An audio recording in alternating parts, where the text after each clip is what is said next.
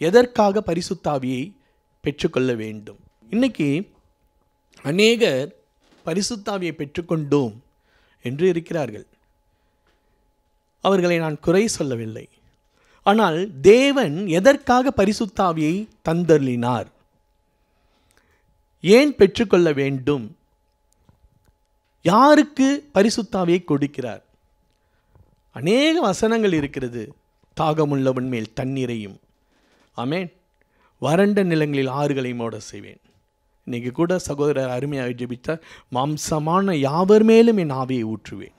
அப்போது அதனுடைய அர்த்தம் என்ன? ஏன் ஆவியை ஊற்ற வேண்டும்? அந்த ஆவி நமக்கு எதற்காக கொடுக்கப்படுகிறது? அந்த ஆவியை ஒருவேளை பெற்றவர்கள் அந்த ஆவிக்கேற்றபடி பிதாவின் சித்தத்தின்படி அந்த ஆவியின் சிந்தை, அந்த ஆவியின் செயல்களை நாம் செயல்படுகிறோமா? அந்த ஆவியானவரை கொண்டு நாம் செயல்படுகிறோமா? இன்றைக்கி அதெல்லாம் தான் பார்க்க போகிறோம். ஒருவேளை நாம் இப்பொழுதுதான் ஞானஸ்தானம் மாத்திரம் பெற்று கிறிஸ்துவுக்குள் வளர்ந்து கொண்டிருக்கிற நாம் பரிசுத்த ஆவியானவரை பெற்றுக்கொள்ள என்ன செய்ய வேண்டும்?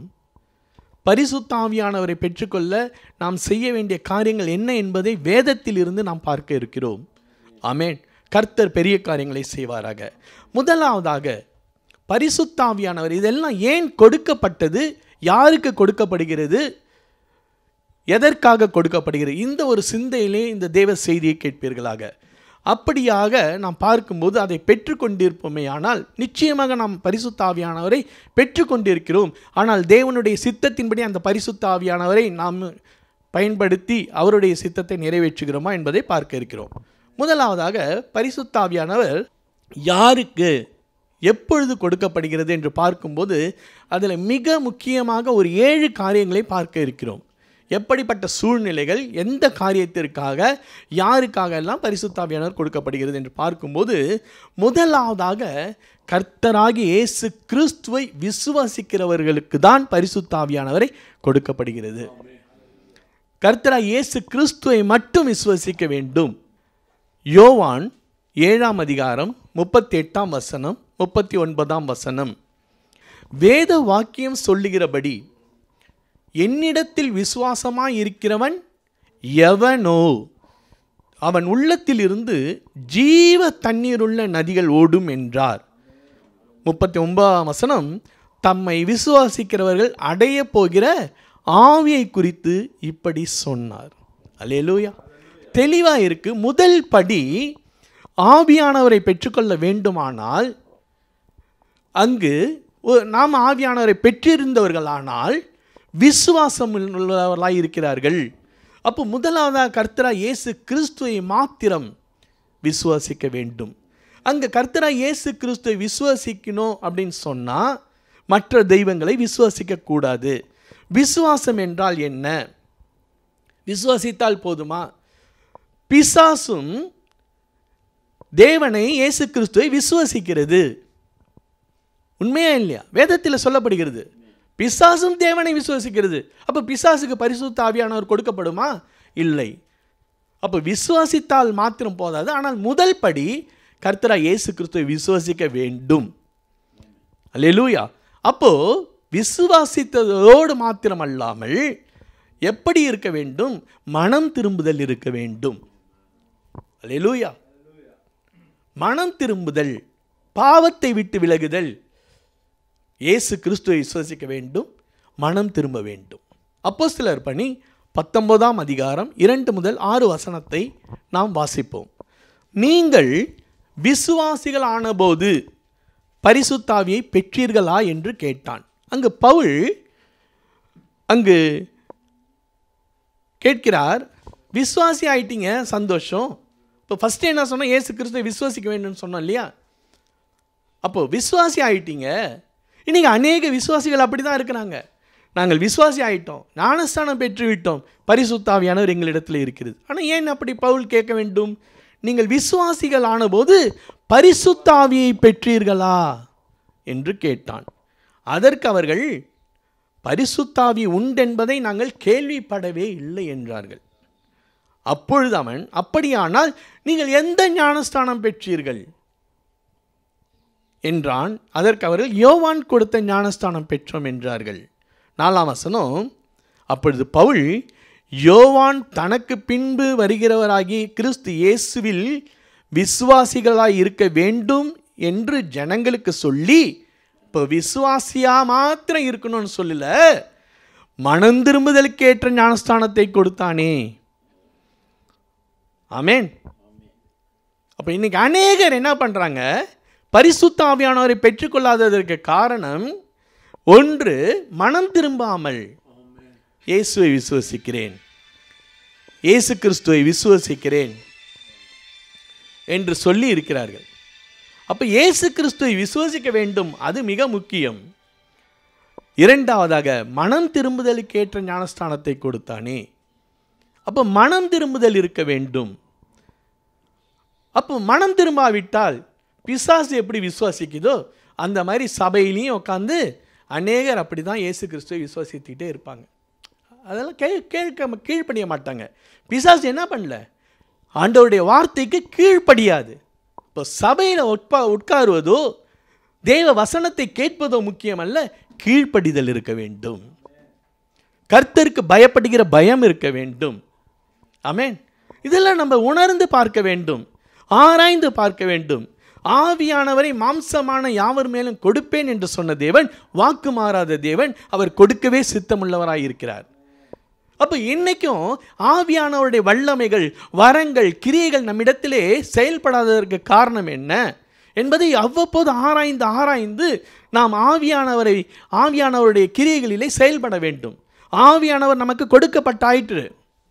ஆமென். இயேசு கிறிஸ்து பரத்திற்கு சென்று 40ஆம் நாள் 50ஆம் நாள் பெந்தகோஸ்தே நாளிலே அப்போஸ்தலர் இறங்கின ஆவியானவர் அநேகர் மேலே இன்றுக்கும் அசைவாடுகிறார். ஆவியானவரை ஊற்றப்படுகிறது. அதான் மாம்சமான யாவர் மேலும், விசுவாசிக்கிற யாவர் மேலும், ஞானஸ்தானம் பெற்ற யாவர் மேலும், அதாவது மனம் திரும்பி ஞானஸ்தானம் பெற்று விசுவாசிக்கிறவர்கள் யாவர் மேலும். கரங்களை தட்டுங்க. அல்லேலூயா. இது மிக ஆழமான சத்தியம். இதில் குறைவு இருக்கும்போது ஒரு சிலருக்கு விசுவாசம் இருக்கும், ஒரு சிலருக்கு ஞானஸ்தானம் இருக்காது, ஒரு சிலருக்கு மனம் திரும்புதல் இருக்காது. மூன்றும் ஒன்றாக இருக்க வேண்டும்.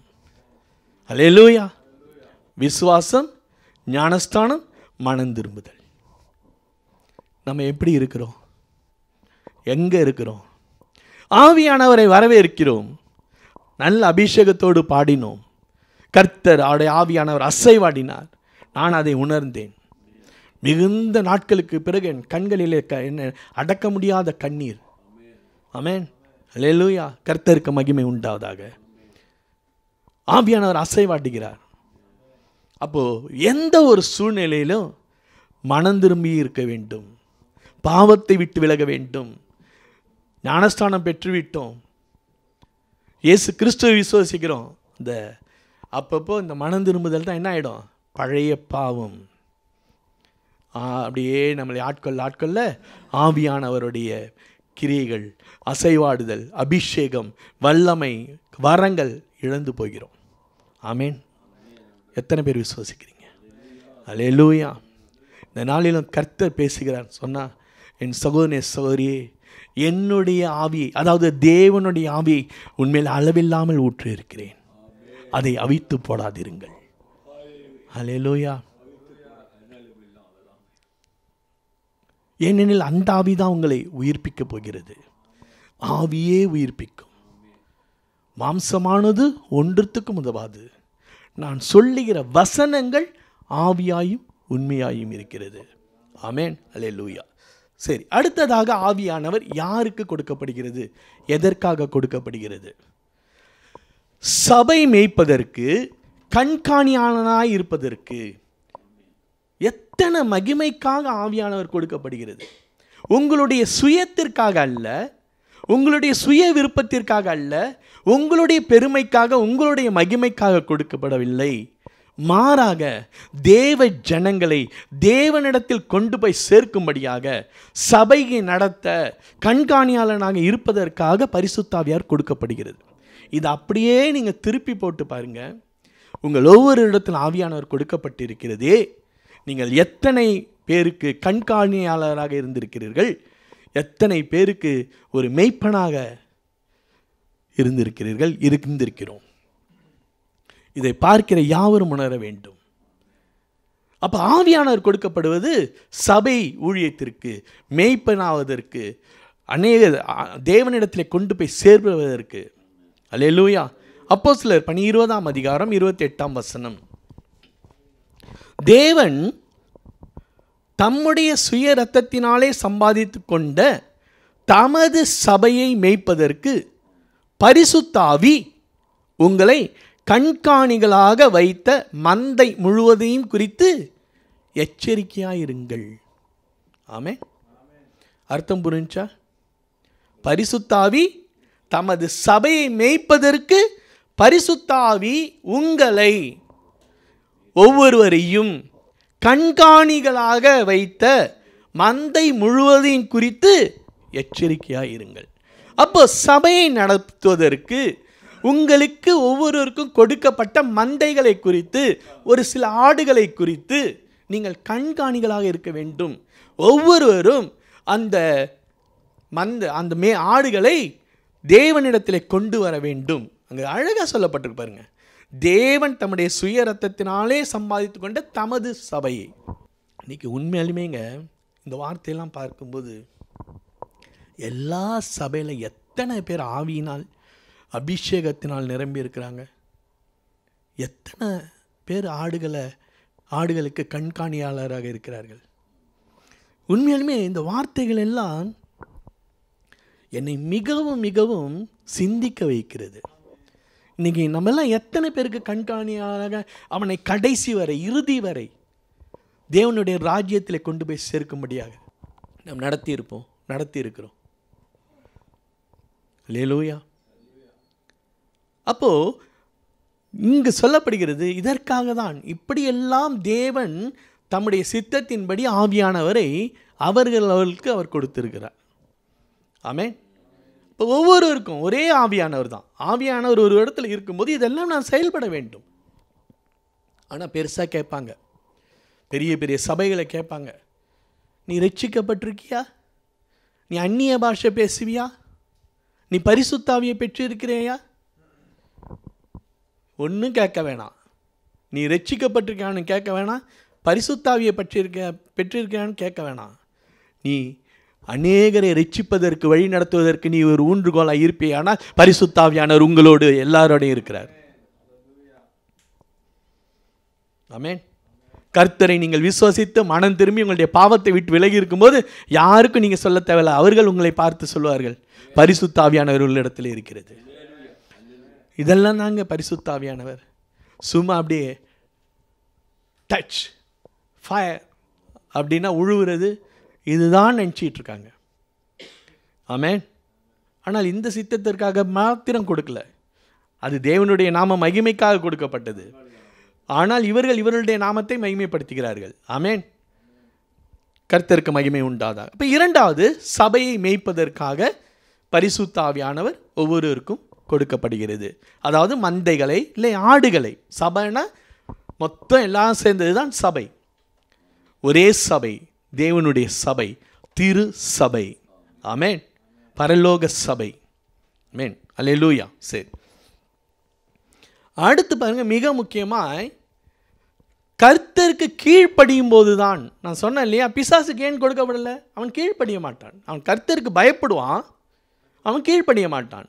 ஆனால் நீங்களும் நானும் ஒருபோதும் அப்படி இருக்கக்கூடாது. எந்த வார்த்தையை கேட்டாலும் கர்த்தருக்கு கீழ்ப்படிய வேண்டும். அப்பொழுதுதான் பரிசுத்த ஆவியானவர் நம்ம இடத்துல நிலையாய் இருப்பார். ஆமென். பாருங்க, அப்போ நாம் அப்படி இருக்கும்போது தான் நாம் இயேசுவுக்கு சாட்சியாக இருப்போம். அப்போஸ்தலர் பணி 5ஆம் அதிகாரம் 29 முதல் 32 வசனம். பேதுருவை சிறைச்சாலையில் வச்சிருவாங்க. அங்கே சிறைச்சாலை கதவை தேவதூதன் அங்கே உடைத்து அங்கே கதவை திறந்து பேதுருவை வெளியில் கொண்டு போயிடுவாங்க. திரும்ப பேதுரு போய் அங்கே தேவாலயத்தில் பிரசங்கம் பண்ணும்போது திரும்ப அங்கே காவல்காரங்க கொண்டு அவர்களை பிடித்து, இனி நீ இயேசுவின் நாமத்தை நீ பிரசங்கிக்க கூடாது என்று சொல்லுவார்கள். இதெல்லாம் அந்த 4ஆம் அதிகாரம் 5ஆம் அதிகாரத்தில் பிறகு வருகிறது. அதன் பிறகு தான் நம்ம இந்த வசனத்தை பார்க்கிறோம். அங்கே நான் பார்த்த சம்பவம், அந்த இடத்துல இருக்கிறது யாருன்னு சொன்னால் பரிசேயனாகிய அந்த பவுல் என்கிற முதலாவது சவுல், அதன் பிறகு பவுல், அந்த பவுலுக்கு கற்றுக் கொடுத்த வேத பாரகன், அவன் தான் பிரதான ஆசாரியன், பிரதான பரிசேயன். அவர்கள் எல்லாம் அங்கே கூடியிருக்கிறாங்க. அப்போ பேதுரு இப்படியாக சொல்லுகிறார். இங்கே பாருங்கள், அப்போஸ்தலர் பணி 5ஆம் அதிகாரம் 29-32 வசனம். அதற்கு பேதுரும் மற்ற அப்போஸ்தலரும், மனுஷருக்கு கீழ்ப்படிவதை பார்க்கிலும் தேவனுக்கு கீழ்ப்படுகிறதே அவசியமாயிருக்கிறது. ஆமென். நீங்கள் மரத்திலே தூக்கி கொலை செய்த இயேசுவை நம்முடைய பிதாக்களின் தேவன் எழுப்பி இஸ்ரவேலுக்கு மனம் திரும்புதலையும் பாவ மன்னிப்பையும் அருளுகிறதற்காக அவரை அதிபதியாகவும் இரட்சகராகவும் தமது வலக்கரத்தினாலே உயர்த்தினார். இந்த சங்கதிகளை குறித்து நாங்கள் சாட்சிகளாயிருக்கிறோம். தேவன், கடைசி முடிவு பாருங்க, தேவன் தமக்கு கீழ்ப்படுகிறவர்களுக்கு தந்தருளின பரிசுத்த ஆவியின் சாட்சி என்றார்கள்.